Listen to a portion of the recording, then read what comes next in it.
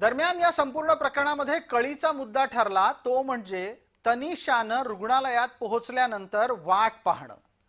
तनिषाच्या वाट पाहावं लागल्याच्या प्रकरणामध्ये महिला आयोगाचं म्हणणं असं आहे की जर तिला वाट पाहायला लागली नसती तर तिचा मृत्यू झालाच नसता।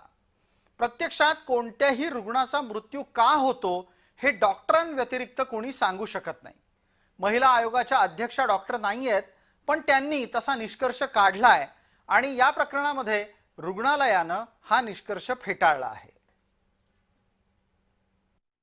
तब्बल 5.5 तास पेशंट हॉस्पिटलमध्ये असताना पेशंटला खूप मोठ्या प्रमाणात रक्तस्राव होत असताना सुद्धा कोणतेही प्राथमिक उपचार हॉस्पिटलकडून झालेले नाही।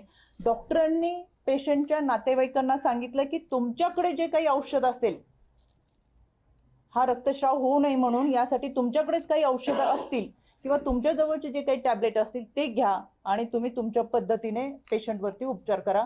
यामध्ये 5.5 तासामध्ये हॉस्पिटलने कुठेही पेशंटवर उपचार केले नाहीत, सहकार्य केले नाही।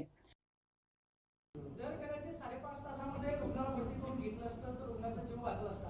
त्याच्यामध्ये किती तथ्य आहे? कारण बाहेर ह्याच्यात तथ्य नाहीये, म्हणूनच मॅटर्नल मॉर्टॅलिटी कमिटीची मीटिंग काल कॉर्पोरेशनला झाली।